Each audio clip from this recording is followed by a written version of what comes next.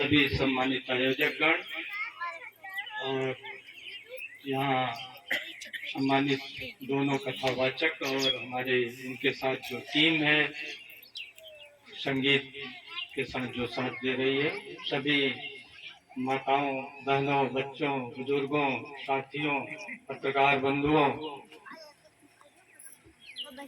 सबको अभिवादन है, नमस्कार है, वंदन है। बड़ा अच्छा लगा आप लोगों के बीच आकर। भाई ब्रजराज सिंह कुशवाहा जी ने कल ही मुझसे बात की थी कि आप आ जाइए, हमको पटना जाना था और मैं समझता हूँ कि संयोग है, बुद्ध की कथा मुझे बुला रही थी इसलिए इधर आना था। तो मेरी 11 को सवेरे सवेरे ट्रेन छूट गई, नहीं तो मैं आज पटना में होता। तो मैं आज आपके बीच हूँ। मैंने कहा भाई मेरी अब तो ट्रेन छूट गई, मैं आता हूँ। तो इन्होंने कहा कि मैं सब लोगों को सूचित करता हूँ, आप लोग आइए। आते समय मैंने प्रोफेसर साहब को भी साथ में ले लिया। बहुत प्रखर वक्ता हैं, बड़े अच्छे चिंतक हैं, बड़ा अच्छा आपको अभी मार्गदर्शन दे रहे थे। तो बड़े भाई साहब को भी साथ ले लिया कि आपका सानिध्य रहेगा, रास्ते पर वार्ता भी होगी और वहाँ बुद्ध कथा का भी दोनों भाई लोग लाभ लेंगे और प्रोफेसर साहब की बात भी आपको सुनने को मिलेगी। ये जो भगवान बुद्ध की कथा आप सुन रहे हैं, भगवान बुद्ध की कथा आप इसलिए नहीं सुन रहे कि आप ये जात बिरादरी में पैदा हुए थे। ये प्रोफेसर साहब ने अभी आपको बताया, जात बिरादरी में तो पैदा तमाम लोग हुए हैं। और जब हम बुद्ध की कथा सुन रहे हैं तो इसलिए सुन रहे हैं कि बुद्ध का मार्ग कल्याण का मार्ग है। बुद्ध का मार्ग कल्याण का मार्ग इसलिए, सबसे पहले तो अपने कल्याण का मार्ग है। आप पड़ोसी के कल्याण को छोड़िए, गांव के कल्याण को छोड़िए, सबके कल्याण को छोड़िए, सबसे पहले तो आपका कल्याण है। कैसे? अगर आप पंचशील का पालन, अभी प्रोफेसर साहब कह रहे थे, करना शुरू कर दिया तो आपके अंदर से ईर्ष्या, द्वेष, क्रोध सब समाप्त हो जाएगा। और इस गांव में जैसे कहते हैं ना कि भाई अरे वो तो बड़े सुधवा आदमी हैं, बड़े सुधवा हैं, मतलब ऐसे हैं जैसे गऊ। तो गऊ का यही अर्थ हुआ ना कि न वो नशापत्ती कर रहे हैं, न वो उनके अंदर कोई बुरे विचार आ रहे हैं, न उनके अंदर कोई चोरी करने की, दूसरे के माल के हड़पने की, दूसरे की बहन बेटी को गलत निगाह से देखने की कोई प्रवृत्ति नहीं है। जब प्रवृत्ति नहीं है तो वो गऊ जैसे हो गए, सुधवा आदमी हो गए, तो आपका फिर दुश्मन समाप्त हो गया। अगर आप किसी से दुश्मनी न करें तो आपका कोई दुश्मन होगा क्या? क्यों भाई? आप सबसे प्रेम करें तो आपका कोई दुश्मन होगा? आपके सब प्रेमी ही प्रेमी होंगे और आप आराम से रहेंगे। और जितना ही भगवान बुद्ध के पंचशील से आप भटकेंगे उतना ही आप दुखी रहेंगे। और जब आप सुखी रहेंगे तो आपका पड़ोसी भी सुखी रहेगा। जैसे आप आचरण करेंगे वैसे वो आचरण करेगा आपके साथ। और ऐसे एक एक व्यक्ति अगर पूरे गांव के पंचशील का पालन करने लगे तो आपका गांव बहुत खुशहाल हो जाए।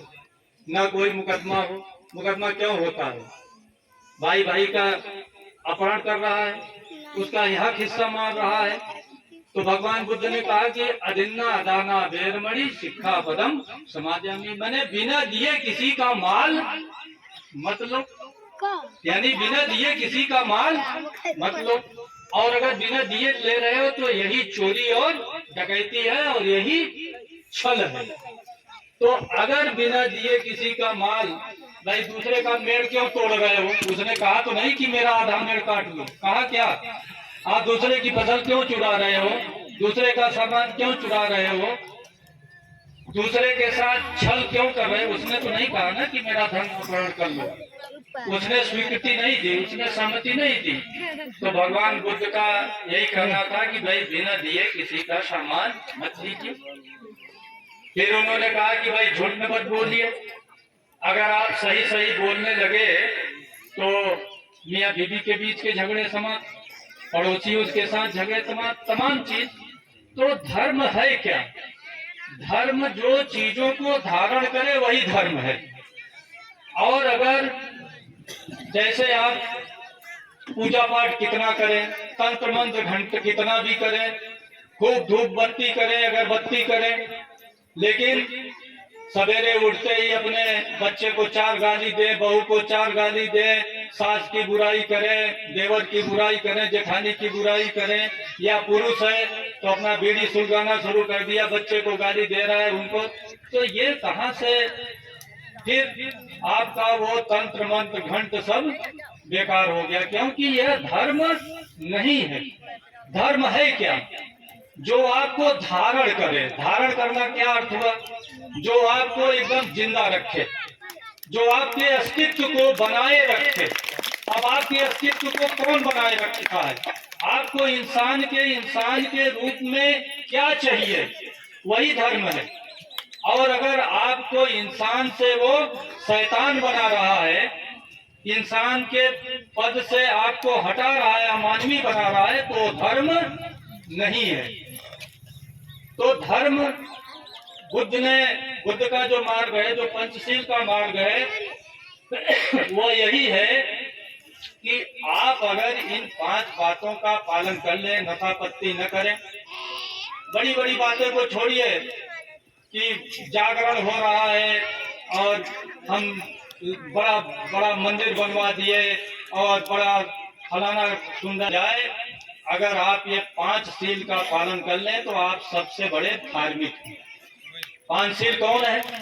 कि चोरी न करें, नशापत्ती न करें, आप बेविचार न करें, आप दूसरे का माल न लें, अपराध न करें, छल न करें, और आप झूठ न बोलें। झूठ बोलने में तमाम चीजें आती है। मिथ्या वाचा, मिथ्या वादा जो उन्होंने किया है, तो मिच्छाचारा बेरमणि नहीं, मूषावादा बेरमणि शिक्षा पदम समादयामि। तो मूषावादा का ये अर्थ होता है कि आप गलत बात न बोलिए। गलत बात में गाली गलौज भी होता है। हम लोग तो गांव के रहने वाले हैं, गांव में देखते हैं। अब भगवान की 7 दिन कथा हो रही है, तो आप लोग कम से कम अपने बच्चों को प्रेम से बोलना सीख लीजिए। हम लोग जो पिछड़े वर्ग के लोग हैं, जो अशिक्षित लोग हैं, जो मानते हैं कि पिछड़ गए हैं हर जगह, हम अपने बच्चों को सम्मान से बोलते भी नहीं है। अपने बीवी को सम्मान से नहीं बोलते, अपने पति को सम्मान से नहीं बोलते, अपने भाई को सम्मान से नहीं बोलते। आप सम्मान से सबको बोलिए। अरे लल्ला बोलिए, लल्ली बोलिए, बेटा इधर आ जा, बेटा, नहीं तो सुबह ही से गाली शुरू कर दिया। और कथा भी सुन रहे हैं, इस कथा सुनने का कोई मतलब नहीं हो। और एक स्वस्थ परिवार तभी बनेगा जब हम पंचशील का पालन करें, फर्जी बात न बोलें, झूठ न बोलें, चुगली न करें, गाली गलौज की भाषा न बोलें, प्रेम की बातें बोले, मुस्कुरा कर बोले। सास बहू के बीच भाई क्यों गरम गरम बातें हो रही हैं? अरे भाई आराम से बोलिए। आपकी बहू जो है आपकी बेटी के समान है। आपकी बेटी गई है कहीं, वो भी बहू है, तो समझ लो हमारी बेटी घर से गई और एक हमारी बेटी घर में आ गई। अगर हम जिस दिन समझ लेंगे, सास बहू की तमाम समस्याएं हल हो जाएंगी। इसी ढंग से बहू समझे कि भाई वो माता जी छूट गई, ये हमारी नई माता जी आ गई, नई पिताजी आ गए, आप उनका ध्यान रखिए। अब धीरे धीरे शिक्षा बढ़े, दीक्षा बढ़े, हम लोग आगे बढ़े। अभी बात हो रही थी कि अब जैसे इस स्कूल में आबादी, सॉरी इस गांव में आबादी तो बहुत है, कायदे से पढ़ने की व्यवस्था नहीं है। आप लोग खुद कुछ व्यवस्था करिए। अगर कहीं से नहीं हो रहा है तो मैं ब्रजराज जी उनके साथियों से कहूंगा कि गांव में बहुत कक्षा 8 हाई स्कूल पास लोग होंगे, इनके माध्यम से भी एक ट्यूशन का कक्षा 5 तक के आप यही व्यवस्था कर सकते हैं। कक्षा 6 में तो कहीं यूं ही एडमिशन हो जाता है। आजकल पढ़ाई लिखाई के सर्टिफिकेट की भी कक्षा 6 में जरूरत नहीं है। गांव के 4-5 लोगों को रोजगार भी मिल जाएगा और आप लोगों की पढ़ाई भी हो जाएगी। और बिना शिक्षा के आप न बुद्ध जी को समझ पाएंगे, न बुद्ध जी का मार्ग समझ पाएंगे। क्योंकि बुद्ध जी का मार्ग पढ़े लिखे लोगों का मार्ग है। और जब बुद्ध का पूरे देश में डंका बज रहा था तो सबसे पढ़ा लिखा ये देश था, सबसे पढ़ा लिखा दुनिया में सबसे पढ़ा लिखा भारत देश था बुद्ध जी के समय। और हम लोग बुद्ध को इसलिए मानते हैं कि जैसा मैंने कहा कि उन्होंने आपके कल्याण का, पड़ोसी के कल्याण का, गांव के कल्याण का, समाज के कल्याण का, देश के कल्याण का और पूरे विश्व के कल्याण का मार्ग दिया। और कल्याण तभी होगा जब हम आपस में प्रेम, मोहब्बत, भाईचारा से रहेंगे। भगवान बुद्ध का मार्ग जो है, जैसे कहते हैं ना, करुणा का मार्ग है, दया का मार्ग है। तो भगवान बुद्ध की करुणा उस टाइप की करुणा नहीं है कि जैसे आपके पड़ोसी को कष्ट है, उसको कोई बीमारी है, गरीब आदमी है बेचारा, अब गांव में वो इलाज नहीं करा पा रहा है, आप गए और हाय हाय कर रहे हैं और आ करके अपने बीवी से कथा सुना रहे हैं कि अरे पड़ोसी को तो बड़ा कष्ट है, अरे उसके पास तो दवा के लिए पैसा भी नहीं है, वो तो बेचारा डॉक्टर को भी नहीं दिखा पा रहा है, अरे बुखार में कब से पड़ा हुआ है। तो क्या इनके कहने से उस बेचारे का दुख दर्द दूर हो जाएगा? क्या दूर हो जाएगा भाई? लेकिन बुद्ध की करुणा ये कहती है कि अगर आपके दिल में करुणा है तो गांव के सारे लोग मिल करके उस गरीब आदमी का, उस बीमार आदमी का, उस लाचार आदमी का इस ढंग से मदद करेंगे कि वो आगे स्वस्थ हो जाए, वो आगे सुख को प्राप्त कर ले। ये बुद्ध का मार्ग है। बुद्ध का मार्ग निर्माण का है, बुद्ध का मार्ग रचना का है, बुद्ध का मार्ग सबको खुशी बांटने का मार्ग है। अभी प्रोफेसर साहब कह रहे थे सबके मंगल, सबका कल्याण का मार्ग है।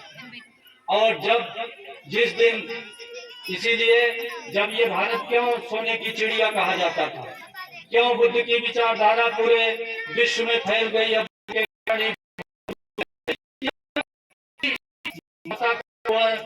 दुख को कम करता है, सुख को बढ़ाता है। इस दुनिया में सभी सुख चाहते हैं। ऐसा कोई प्राणी है, पशु पक्षी, कुत्ता, बिल्ली, कोई ऐसा प्राणी है जो सुख न चाहता हो? है भाई कोई ऐसा प्राणी? क्यों माता बहन बताएं, कोई ऐसा प्राणी है जो सुख न चाहता हो? सभी सुख चाहते हैं ना।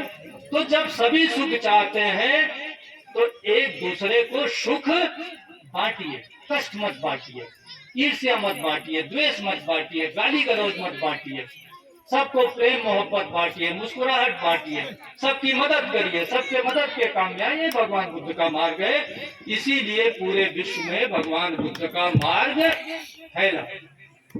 आज हम लोग कुशवाहा समाज के लोग अभी बीच में काफी ये भ्रम फैला था कि भाई हम क्षत्रिय बन गए हैं। भाई जब बुद्ध के मार्ग में वर्ण व्यवस्था है ही नहीं, हम सभी मानव बराबर हैं, तो आप कहां से क्षत्रिय हो गए भाई? भगवान बुद्ध खत्तीय थे। खत्ती माने बड़े बड़े खेत वाले। खत्ती माने क्या होता है? बड़े बड़े खेत वाले माने जमींदार। तो जमींदार, अब खत्ती को कोई क्षत्रिय बना दे तो अलग बात है, लेकिन हम लोग खत्तीय लोग रहे, जैसे जमींदार होते थे और खत्ती होने के साथ साथ शासक भी हुए। तो जब शाक्य कुल खानदान, अभी शास्त्री जी आपको बताएंगे, शाक्य कुल खानदान कभी भी वर्ण व्यवस्था को नहीं मानता था। वहां न कोई ब्राह्मण था, न कोई क्षत्रिय था, न कोई वैश्य था, न कोई शूद्र था, सभी इंसान थे, सभी बराबर थे। और जो कबायली समाज है, जैसे हमारे कुशवाहा समाज है, हम लोग भी कभी एक कबीले में रहे हैं। ये अलग बात है कि आज फैलते फैलते इतनी जनसंख्या हो गई। शाक्य कबीला हम लोगों का रहा है। अगर शाक्य कबीले का इतिहास आप लोगों को पता हो, जैसे आपकी ये गंगा नदी है, ऐसे कभी नेपाल की तराई में और गोरखपुर तक एक रोहिणी नदी बहती है। रोहिणी बड़ी नदी है। उस रोहिणी नदी के किनारे एक तरफ शाक्य गणराज्य था और दूसरी तरफ कोलीय गणराज्य था। दोनों किनारे, जैसे गंगा नदी के एक किनारे कुशवाहों का एक कुल खानदान हो और दूसरे किनारे कुशवाहों का ही दूसरा कुल खानदान हो। इसके बाद और अपने को ये लोग बड़े श्रेष्ठ मानते थे और श्रेष्ठ थे भी। जिस कुल खानदान में भगवान बुद्ध पैदा हुए हों, तो वो खानदान कितना श्रेष्ठ रहा होगा। ऐतिहासिक रूप से बड़ा बड़ा श्रेष्ठ कुल खानदान के हम लोग रहे हैं। तो उस समय एक महाराज प्रसेनजीत हुए। महाराज प्रसेनजीत कौशल के राजा थे। तो कौशल के राजा ने कहा कि भाई ये शाक के बड़े खानदानी लोग हैं और इस खानदानी कुल में मेरी शादी हो जाए तो हमारा भी कुल ऊंचा हो जाए। तो शाक्यों के पास प्रस्ताव भेजा। अब चूंकि कौशल नरेश थे राजाधिराज और शाक्य गणराज्य उन्हीं के अधीन था, जैसे केंद्र सरकार और प्रदेश सरकार, तो बात भी नहीं टाल सकते थे। और ये लोग इतने अहंकारी थे, इतना अपने रक्त के बारे में उनको गुरूर था कि ये लोग अपनी लड़की की शादी भी राजा के साथ नहीं करना चाहते थे। दोनों काम नहीं करना चाहते थे, मना भी नहीं कर सकते थे और लड़की भी देने को तैयार नहीं थे। तो इनको ये लगा कि अगर हम लोग शादी न किए तो ये महाराज प्रसेनजीत हम लोगों को आक्रमण करके आ जाए करके महाराज प्रसेनजीत हमारे ऊपर हम लोगों का सत्यानाश कर देंगे। तो क्या हुआ, उस समय के जो राजा थे महानाम ने तो खत्तिया के एक पुत्री है, उस पुत्री के साथ शादी करा देते हैं। तो भाई प्रस्ताव भेज दिया, बैठक हुई उनके शाक्य परिषद की, जैसे आप लोग अपनी पंचायत करते हैं, कोई बात आ जाती है गांव में विचार विमर्श करते हैं, जैसे पंचायत हुई तो तय हुआ कि भाई जो महानाम की दासी है उस दासी की पुत्री का नाम वाशव खत्तिया था, उसके साथ उसका शादी करा दी जाए। अब ये हुआ कि भाई ऐसा भी हो जाए कि राजा को पता भी न चले कि ये दासी की पुत्री है, नहीं फिर वो तहस नहस कर देगा। तो उस समय की एक प्रथा थी कि कैसे पता चले कि ये इनकी पुत्री है। तो लोग उनकी असली पुत्री पता लगाने के लिए ये टेस्ट होता था कि पिता और पुत्री एक ही थाली में भोजन करें। तो ये भी टेस्ट उन्होंने फर्जी ढंग से पास कर दिया। एक थाली में खाना भी खा लिए महानाम जी और उनकी जो दासी पुत्री थी। अब शादी हो गई। शादी होने के बाद विदुदप पैदा हुए। विदुदप जब थोड़े बड़े हुए तो उन्होंने अपने माता जी से कहा, वासव खत्तिया से, कि मुझे ननिहाल जाना चाहिए। बहुत रोका, नहीं माने। एक दिन भाई राजकुमार थे, गए और उनको रहने की अलग व्यवस्था उन लोगों ने बढ़िया ढंग से किया और ये ऐसी व्यवस्था की उनको पता न चले कि ये दासी के पुत्र हैं। इसके बाद वो लोग सब चले आए, लेकिन राजकुमार विदुदप की तलवार वहीं छूट गई। पीछे से लोग तलवार लेने गए और जब वो तलवार लेने सैनिक उनके गए तो वहां धुलाई हो रही थी और धुलने वाली औरतें कह रही थी, अरे कहाँ से ये दासी पुत्र आया और मेरे इस सभागार को दूषित कर गया। ये बात विदुदप तक पहुंची और विदुदप जब राजा हुआ तो इन्होंने कहा कि ये शाक के कुल अपने को बड़ा घमंडी समझता है, बड़ा वो समझता है, मैं इनको दंड जरूर दूंगा। और जब वो राजा बना प्रसेनजीत के बाद तो उसने आक्रमण कर दिया और आक्रमण कर दिया तो रोहिणी नदी के पश्चिम तरफ शाक के लोग थे तो वो इधर बढ़े पश्चिम में, और पूरा तरफ कोली गणराज्य थे लेकिन वो भी शाक के थे, वो उधर भगे। तो आज देखिए तो पूरा इलाहाबाद से उधर, उसी कोली से कोयरी हो गए, कोयरी से आज कुशवाहा मौर्य तमाम शब्द दिखते हैं, उसी कोयरी से कोयरी हो गए। और इधर जो शाक के लोग भगे तो शाक को पाली में शकिया और शकिया के वर्ण विपर्य से खसिया, खसिया से हो गए कछिया। तो ये जो काछी शब्द है ये शाक के शब्द से ही आया है। और जब विदुदप आक्रमण 2-3 बार पहले प्रयास किए तो भगवान बुद्ध ने रोक दिया। तो उसमें से कुछ होशियार लोग थे, सोचे भाई ये आक्रमण तो कर ही देगा, चलकर कहीं सुरक्षित बसा जाए।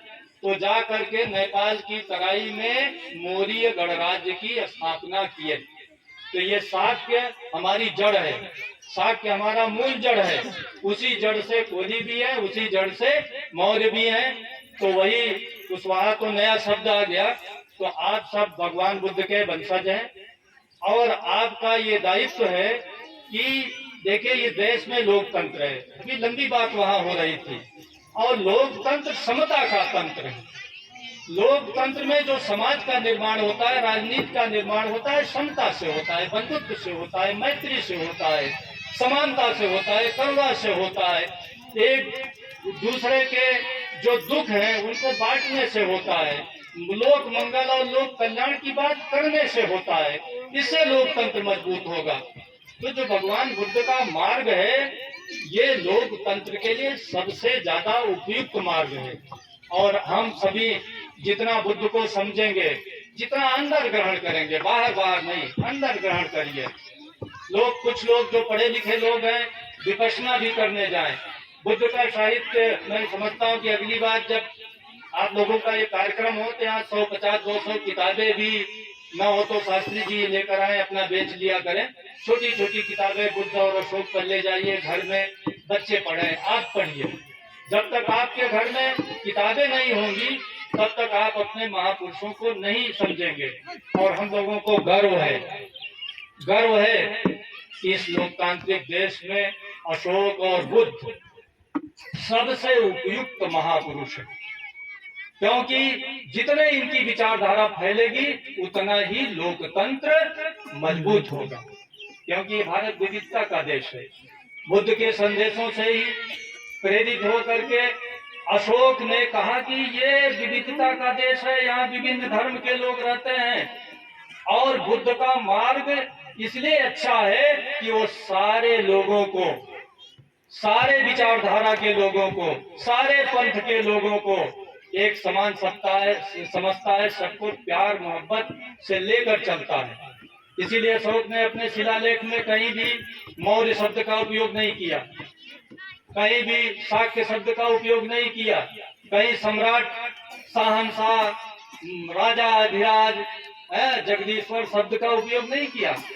उन्होंने सिंपल शब्द में कहा कि मैं श्रीदर्शी अशोक राजा आप लोगों से ये बात कहना चाहता हूँ। और उन्होंने जो बात कही, उन्होंने ये नहीं कही मैं ईश्वर हूँ, मैं खुदा हूँ, मैं शहंशाह हूँ, मैं पृथ्वी पर आपका भाग्य विधाता हूँ। उन्होंने कहा नहीं, मैं आपका राजा हूँ और मैं चाहता हूँ कि आपको सुख मिले, आपको कल्याण मिले। और सुख और कल्याण तभी मिलेगा जब सब लोग मिलजुल करके रहने का शऊर सीखिए, मिलजुल करके रहने की कला सीखिए। यही बौद्ध धर्म सिखाता है। ये भारत विविधता का देश है, विभिन्न जातियां हैं, विभिन्न संस्कृति है, विभिन्न धर्म के लोग हैं। और बुद्ध और अशोक का मार्ग एक ऐसा मार्ग है कि जो सबको मिलजुल करके रहने की कला सिखाता है, मिलजुल करके रहने की संस्कृति सिखाता है। और इसी से हमारा देश मजबूत होगा, इसी से हमारा अखंड समाज बनेगा। और जब अखंड समाज बनेगा तो अखंड राष्ट्र तो रहेगा ही। अखंड राष्ट्र के लिए अखंड समाज की नींव जरूरी है। और समाज की अखंडता वर्ण व्यवस्था के नहीं हो सकती। समाज की अखंडता ब्राह्मण, क्षत्रिय, वैश्य, शूद्र बनाने में नहीं हो सकती। समाज की अखंडता तभी होगी जब मानव और मानव समान हो। इसलिए मैं आप लोगों से कहना चाहता हूं कि बुद्ध और अशोक के वंशज हैं, यह लोकतंत्र है, सबसे उपयुक्त विचारधारा है। आज इस देश का 85%, 90% बुद्ध और अशोक की विचारधारा पर जा रहा है। आप लोग आइए, अगुवाई करिए, लेकिन अगुवाई करिए अगुआ के रूप में। सब कुछ आप ही न बन जाइए, नहीं तो ये लोकतंत्र है और आपको भी खारिज कर दिया जाएगा। तो मैं इसी से अपनी बात समाप्त करता हूँ। और मैं समझता हूँ कि इस गांव में, शंकरपुर की धरती पर जो ये बुद्ध का बीज बोया जा रहा है, उनके विचारों का बीज बोया जा रहा है, जो अशोक के विचारों का बीज बोया जा रहा है, एक वट वृक्ष बनेगा और अगल बगल के तमाम गांवों को ये छाया, ज्ञान, शील, प्रज्ञा का मार्ग दर्शित करेगा। मैं पुनः आयोजकों को बहुत बहुत साधुवाद देता हूं कि आप लोगों के बीच मुझे बुलाया और चंद शब्द आपको कहने का मुझे अवसर मिला। जय हिंद, जय भारत, जय अशोक, नमो बुद्धाय।